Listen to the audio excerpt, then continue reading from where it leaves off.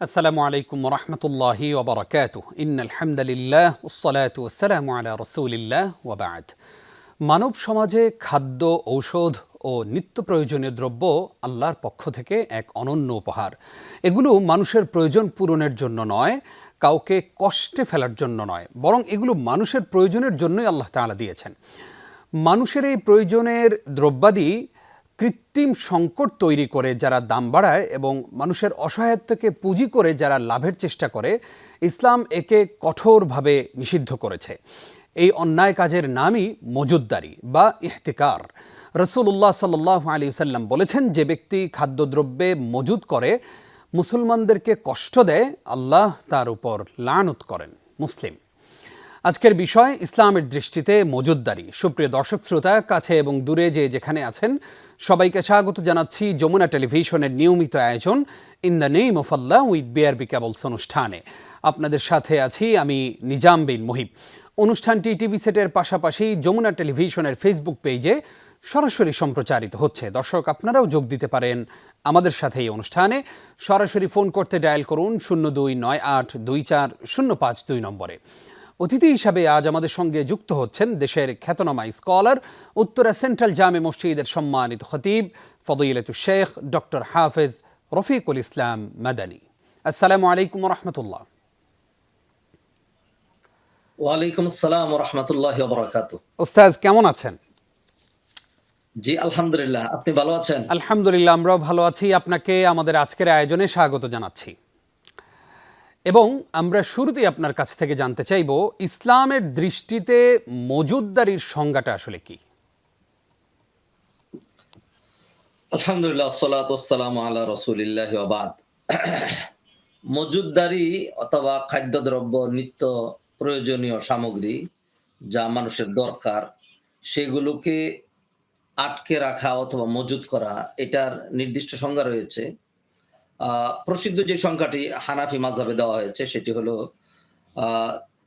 ইহতিকার হলো এমন বিষয়, ইশতিরাউত তাআম ওয়া নাহবিহি ওয়া হাবসিহি ইলাল গালা 40 ইয়াওমান। খাদ্যদ্রব্য অথবা নিত্য প্রয়োজনীয় কোনো বিষয় যেটি মুসলমানদের অত্যন্ত প্রয়োজন, সেটা কৃত্রিম সংকট তৈরি করার জন্য এবং অনর্থক দাম বৃদ্ধি করার জন্য সেটা আটকে রাখা, মজুদ করা, এটিকে বলা হয় ইহতিকার অথবা মজুদদারি। মজুদদারির জন্য এই সংজ্ঞার জন্য অনেকে শর্তারোপ করেছেন যে কোনো ব্যক্তি যদি তার কৃষি উৎপাদিত কোনো পণ্য মানে সে তার ক্ষেত থেকে অথবা ফসল থেকে সে পেয়েছে, ঘরে রেখেছে, দাম বাড়ার পরে বিক্রি করেছে, এটাকে মজুদদারি বলা হবে না। মজুদদারি বলা হবে যখন একটা জিনিস দাম বেড়ে যায়, তখন যারা ওই বাজার থেকে এটাকে বেশি করে আটকিয়ে ফেলে যাতে দামটা আরো বাড়ে, মানে এটাকে বলা হয় গালাআন ফাহিশান, মানে অস্বাভাবিক দাম বাড়ানোর জন্য যে প্রক্রিয়া, যেমনটি আমাদের দেশের সিন্ডিকেট গুলো, পাইকারি মার্কেটের যারা হাজার হাজার লক্ষ লক্ষ টন খাদ্যদ্রব্য একসাথে করে, যার কারণে বাজারের দাম অনেক বেড়ে যায়, এটিকে শরীয়তের পরিভাষায় মজুদদারি বলা হয়। প্রশ্নের জবাব পেয়ে গেছেন। জি, আমরা এবার আপনার কাছ থেকে জানতে চাইবো যে মানুষের সংকটকালীন সময়ে যারা খাদ্যদ্রব্য, নিত্য প্রয়োজনীয় জিনিসপত্র মজুদ করে রাখে এবং পরবর্তীতে অতি মুনাফা করার জন্য তারা ব্যবসায়িক একটা ফাঁদ তৈরি করে, তাদের ব্যাপারে আসলে কোরআন এবং হাদিসে কি এসেছে? দেখুন, দ্বীন ইসলাম, কোরআন সুন্নাহ এটা সবার জন্য। আল্লাহ সুবহানাহু ওয়া তাআলা এক শ্রেণীর জন্য এটি করেননি। আল্লাহ সুবহানাহু ওয়া তাআলা যেটি চান সেটি হলো মাল সম্পদগুলো মানুষের হাতে এটা ঘুরতে থাকবে। হ্যাঁ? আ আল্লাহ সুবহানাহু ওয়া তাআলা এক শ্রেণীকে বাড়িয়ে দেন, এক শ্রেণীকে কমিয়ে দেন। কিন্তু যাদেরকে আল্লাহ বাড়িয়ে দিলেন, সেটি কিন্তু যারা অসহায়, বঞ্চিত, তাদের হাতে আসতে হবে। অন্যায়ভাবে গরিবদেরকে বঞ্চিত করা, মানুষের উপর কৃত্রিম সংকট তৈরি করা এবং নিজে বেশি মুনাফা অর্জন করা, এটা গিশ অথবা প্রতারণার শামিল। কোরআনে আল্লাহ সুবহানাহু ওয়া তাআলা বলছেন, ইয়া আইয়ুহাল্লাযীনা আমানু লা তাকুলু আমওয়ালাকুম বাইনাকুম বিল বাতিল। তোমরা অন্যায়ভাবে অন্যদের মাল সম্পদ ভক্ষণ করো না। অন্য আয়াতে বলা হয়েছে যারা অন্যায়ভাবে এতিম বা অন্য কারো মাল ভক্ষণ জুলুম করে বক্ষণ করে, ইন্নামা ইয়াকুলুনা ফি বুতুনিহিম নারা, তারা তাদের পেটের ভিতরে আগুন ঢুকাচ্ছে, তারা যেন আগুন খাচ্ছে, অর্থাৎ এর আল্টিমেট রিজাল্ট হবে, আল্টিমেট পরিণত হবে তার জন্য জাহান্নাম। নবীজি সাল্লাল্লাহু আলাইহি সাল্লাম আরো বললেন, মান গাশশানা ফালাইসা মিন্না, যে প্রতারণা করে সে আমার দলভুক্ত নয়। ইসলাম আসছে মানুষের উপকারের জন্য, মানুষ মানুষের ভাই, ইন্নামাল মুমিনুনা ইখওয়া। দ্বীন ইসলামের অন্যতম মূলনীতি নবীজি হাদিসে বলছেন, লা দরারা ওয়ালা দিরারা ফিল ইসলাম, ইসলামে ক্ষতিগ্রস্ত হওয়া অথবা কাউকে ক্ষতি করা কোনোটাই অনুমোদিত নয়। আমি জি। নিজেও ক্ষতিগ্রস্ত হব না, আরেকজনকেও ক্ষতিগ্রস্ত করব না। এটা হলো ইসলামের মূলনীতি। অতএব কৃত্রিম সংকটের মাধ্যমে যেই মানে সমস্যা তৈরি করা হয়, সেটির জন্য কোরআন সুন্নাহ অসংখ্য লানত, শাস্তি উল্লেখ করা হয়েছে। নবীজি একটা হাদিসের মধ্যে বললেন, আল মুহতাকিরু মালউনুন, জি, জি। যে নাকি কৃত্রিম সম্পদ তৈরি করার জন্য খাদ্য জমা করে রাখে, সে অভিশপ্ত, তার উপর আল্লাহর লানত। নাউযুবিল্লাহ। অসংখ্য ধন্যবাদ আপনাকে। আমরা আপনার কাছ থেকে এবার জানতে চাইব যে যারা মজুদ করে এইরকম মজুদ করে করে মানুষকে বিভিন্ন সময় কষ্টে ফেলে। রমজান আসলেই দেখি আমরা ব্যবসায়ীরা নানানভাবে নানান জিনিসপত্র, নিত্য প্রয়োজনীয় জিনিসপত্রগুলো তারা মজুদ করে ফেলে, দাম বাড়িয়ে ফেলে সমাজে। রাষ্ট্রের মানুষগুলো কষ্টে দিনাতিপাত করে। বিশেষ করে প্রান্তিক অঞ্চলের যে মানুষগুলো রয়েছে, একেবারে অসহায় দুর্বল মানুষগুলো, তাদের অনেক বেশি কষ্ট হয়ে যায়। এই যে যারা মজুদ করে ব্যবসায়ীরা, তারা সরকার থেকে নানান সময় নানান সুবিধা নিয়ে থাকে, কিন্তু মজুদ করার পরে সরকার তাদের ব্যাপারে কি কি সিদ্ধান্ত নিতে পারে বলে ইসলাম আমাদেরকে শেখায়? দেখুন, বিশ্বাস করুন, মজুদ করা এটা চরম এক অপরাধ, যা শুধু কবিরা গুনার কাজ নয়, বরং যারা এইভাবে মজুদ করে কৃত্রিম সংকট তৈরি করে, হাদিসে নবীজি সাল্লাল্লাহু আলাইহি ওয়াসাল্লাম বলছেন, মানিহতাকারাত তাআমা 40 লাইলাতান বারি আল্লাহু তাআলা মিনহু, বারি বারি বারিআ মিনাল্লাহি তাআলা ওয়া বারি আল্লাহু মিনহু। যে এরকম মজুদদার, সে আল্লাহর সাথে সম্পর্ক ছিন্ন করে, আল্লাহ তার সাথে সম্পর্ক ছিন্ন করে। বিষয়টা সাংঘাতিক কঠিন। কারণ সৃষ্টির যা আছে সব আল্লাহ পরিবারের সদস্য। আল্লাহ সুবহানাহু ওয়া তাআলা সকলের সুবিধা চান।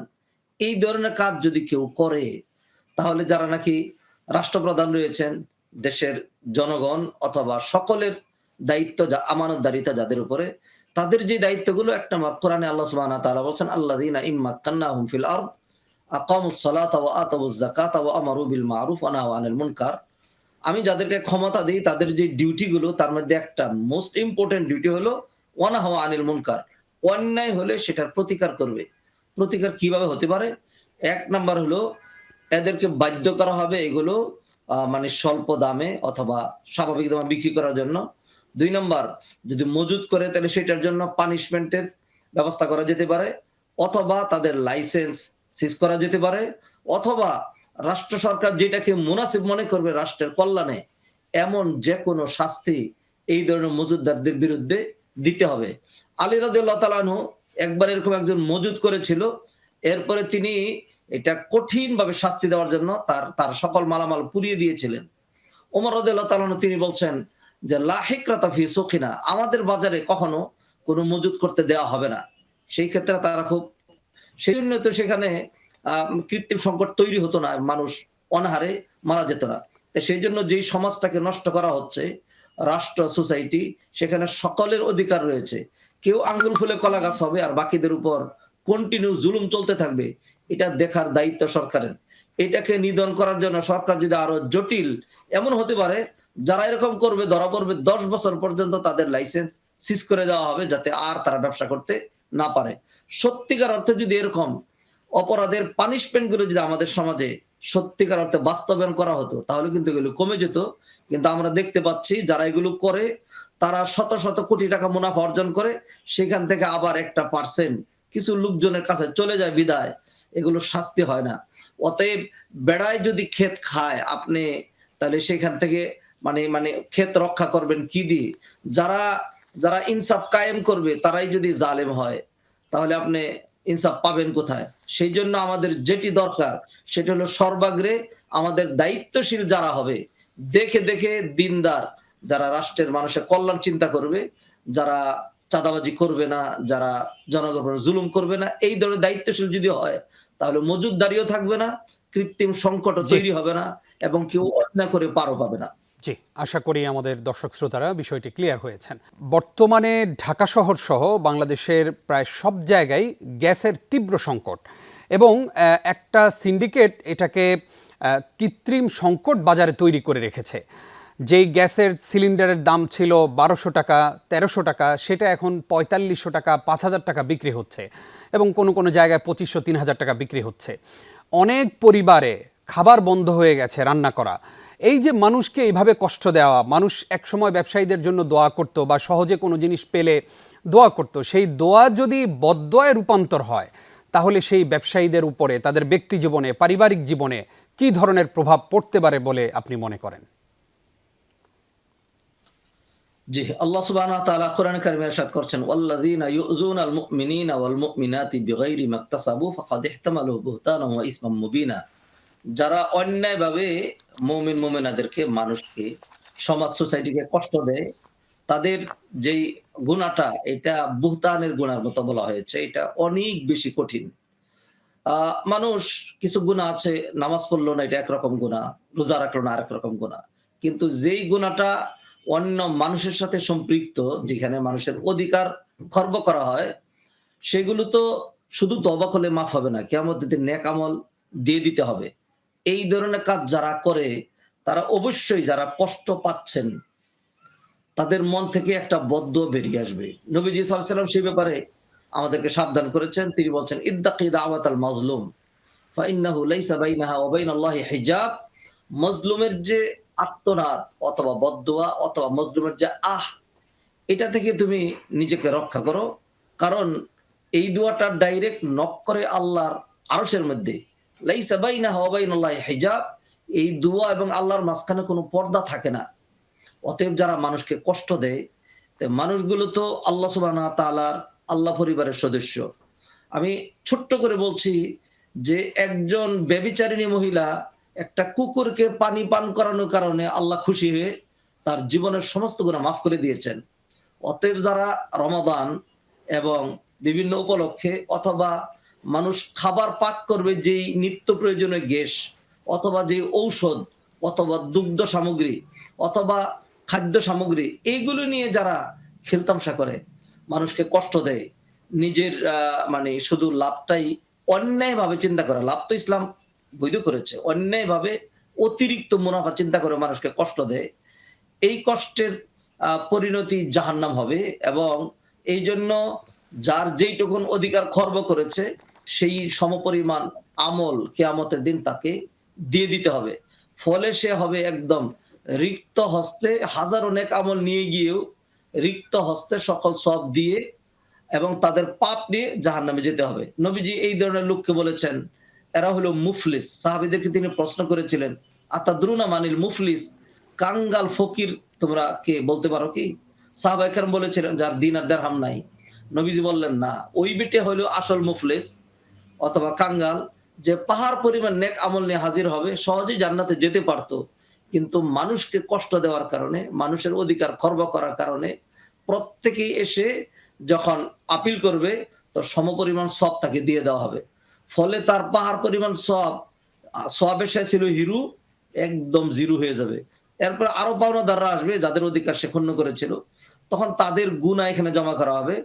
এইবার সে গুনায় হিরু হবে, তখন এই গুনাহগুলো তার কাঁধে চাপিয়ে জাহান্নামে নিক্ষেপ করা হবে। নবীজি বলেন, এ হলো সবচেয়ে বড় কাঙ্গাল, সবচেয়ে বড় মুফলিস। অতএব দুনিয়াতে আপনি অতিরিক্ত মুনাফা হয়তো অর্জন করলেন, আল্লাহ বারাকা দিবেন না, আল্লাহ কঠিন বেদি চাপিয়ে দিবেন, আল্লাহ আযাব গজব দিবেন, জি, জি। আল্লাহ আপনার ফ্যামিলি নষ্ট করে দিবেন, আল্লাহ সুবহানাহু ওয়া তাআলা হঠাৎ অগ্নিকাণ্ডে আপনাকে আপনার সকল কিছু পুড়িয়ে দিতে পারেন। ঠিকই আল্লাহর বলেছেন। পানিশমেন্ট যখন জি, আল্লাহ কোরআনে বলছেন, ওয়া কাযালিকা আখযু রাব্বিকা ইযা আখাযাল কুরা ওয়া হিয়া যালিমা। মানুষ যখন জুলুমের পথ ধরে, তখন আল্লাহ সুবহানাহু ওয়া তাআলা এমন করে পাকড়াও করেন, ইন্না আখযাহু আলিমুন শাদীদ। আল্লাহর পাকড়াও হয় তখন খুব কঠিন। জাযাকাল্লাহ খাইর উস্তাজ, খুবই গুরুত্বপূর্ণ একটি বিষয় আপনি আমাদের সঙ্গে শেয়ার করেছেন। অনেক অনেক শুকরিয়া আপনাকে। আপনি আজকে কষ্ট করে আমাদেরকে সময় দিয়েছেন, কোরআন এবং সুন্নাহর আলোয় আমাদেরকে আলোকিত করেছেন। অনেক অনেক ধন্যবাদ। প্রিয় দর্শক, যারা মজুতদারির সঙ্গে সম্পৃক্ত সেই ব্যবসায়ীদের উদ্দেশ্যে আমরা বলতে চাই, যে আপনার ছোট্ট একটি সংসার আছে, পরিবার আছে, বাবা মা আছে, যেই টাকা আজকে তাদের জন্য আপনি জমাচ্ছেন, এই টাকা মুহূর্তের মধ্যেই আল্লাহ তাআলা আপনার কাছ থেকে নিয়ে নেবেন। কারণ মানুষকে জিম্মি করে আপনি এই টাকাগুলো জমাচ্ছেন বা অর্জন করার চেষ্টা করছেন। আল্লাহ তাআলা আমাদের ব্যবসায়ী ভাইদেরকে বোঝার তৌফিক দান করুক, আমিন।